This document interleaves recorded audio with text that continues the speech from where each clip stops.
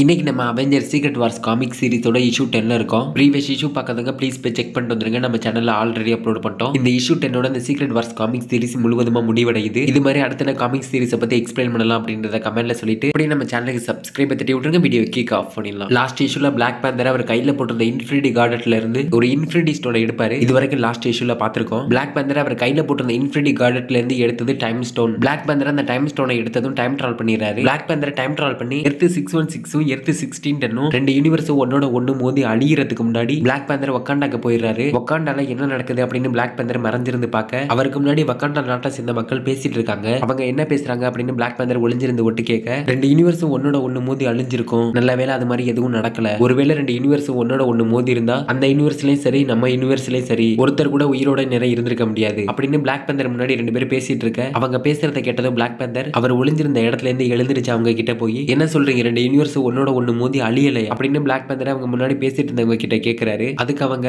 நீங்க சொல்ற மாதிரி ரெண்டு யூனிவர்ஸ் ஒன்னோட ஒண்ணு மோதி அழிய வேண்டியதுதான். ஆனா நம்ம வக்காண்டாவோட டெக்னாலஜி எவ்வளவு தூரம் வளர்ந்திருக்கு, அதனால நடக்க போறத முன்னாடியே கணிச்சு அந்த நிகழ்வை தடுத்துட்டாங்க அப்படின்னு அவங்க பிளாக் பேந்தர் கிட்ட சொல்ல அதுக்கு பிளாக் பேந்தர் அப்போ இது வரைக்கும் நடந்தது எல்லாமே எனக்கு ஒரு கனவு மாதிரியா அப்படின்னு பிளாக் பேந்தர் ஒரு பக்கம் யோசிச்சுட்டு இருக்க சமயத்துல இன்னொரு பக்கம் நியூயார்க் சிட்டியை காட்டுறாங்க. நியூயார்க் சிட்டில ஒரு உயரமான பில்டிங்ல நின்னுட்டு மைல்ஸ் நியூயார்க் சிட்டியோட அழகை பார்த்து ரசிச்சிட்டு இருக்காரு. அப்ப அவருக்கு பின்னாடி இருந்து ஸ்பைடர்மேன் ஹே மைல்ஸ் நீங்க என்ன பண்ணிட்டு இருக்க அப்படின்னு ஸ்பைடர்மேன் மைல்ஸ் பார்த்து கேட்க அதுக்கு மைல்ஸ் இங்க இருந்து இந்த நகரத்தோட அழகை பார்த்து ரசிச்சிட்டு இருக்கேன் அப்படின்னு மைல்ஸ் ஸ்பைடர்மேன் கிட்ட சொல்றாரு. ரசிச்சதெல்லாம் போதும் மைல்ஸ், நமக்கு வேலை வந்துடுச்சு. என்ன வேலை? தப்பு பண்றவங்களை பிடிக்கிற வேலை அப்படின்னு ஸ்பைடர்மேன் மைல்ஸ் கிட்ட சொன்னதும் ரெண்டு பேரும் அவங்க நின்னுட்டு இருந்த உயரமான பில்டிங்ல இருந்து ஜம்ப் பண்ணி ரெண்டு பேரும் இன்னொரு பில்டிங் வெப் விட்டு ரெண்டு பேரும் அப்படியே ஜாலியா பறக்க ஆரம்பிக்கிறாங்க. அப்படியே சூசனை வல்லிரியாவையும் காட்டுறாங்க. சூசன் வல்லிரியா கிட்ட வல்லிரியா இங்க என்ன நடக்குது அப்படின்னு எனக்கு தெளிவா சொல்றியா அப்படின்னு சூசன் கேட்க அதுக்கு வல்லிரியா அம்மா இங்க என்ன நடக்குது அப்படின்னா மேலிகுல் மேன் அவரோட பவரை ஒரு பக்கம் யூஸ் பண்ணிட்டு இருக்காரு. இன்னொரு பக்கம் நம்ம பிராங்க்லின் இது மாதிரி பிளானட்ஸை டிசைன் பண்ணி கொடுத்துட்டு இருக்கான். பிராங்க்லினால பிளானட்ஸை மட்டும் டிசைன் பண்ணி கொடுக்கறது மட்டும் இல்லாம கிட்டத்தட்ட அவன் ஒரு ட்ரீமராவே செயல்பட்டு இருக்கான். பிராங்க்லின் நினைக்கிறத அவன் கண்ணு முன்னாடி அவனால கொண்டு வர முடியும். அப்போ பிராங்க்லின் கிட்ட இந்த உலகத்தை உருவாக்குற அளவுக்கு பவர்ஸ் இருக்கா அப்படின்னு சூசன் வல்லிரியா கிட்ட கேட்க அதுக்கு வல்லிரியா பிராங்க்லின் இந்த உலகத்தை மட்டும் உருவாக்கல, ஒரு யூனிவர்ஸே உருவாக்கிட்டு இருக்கான். பிராங்க்லின் இது மாதிரி யூனிவர்ஸை உருவாக்கி மிஸ்டர் ஃபேண்டாஸ்டிக் கிட்ட கொடுத்துட்டு இருக்கான். மிஸ்டர் ஃபேண்டாஸ்டிக் அந்த யூனிவர்ஸ் எல்லாம் வாங்கி அந்த யூனிவர்ஸ் எல்லாம் எந்தெந்த ரியாலிட்டிக்கு போடுமோ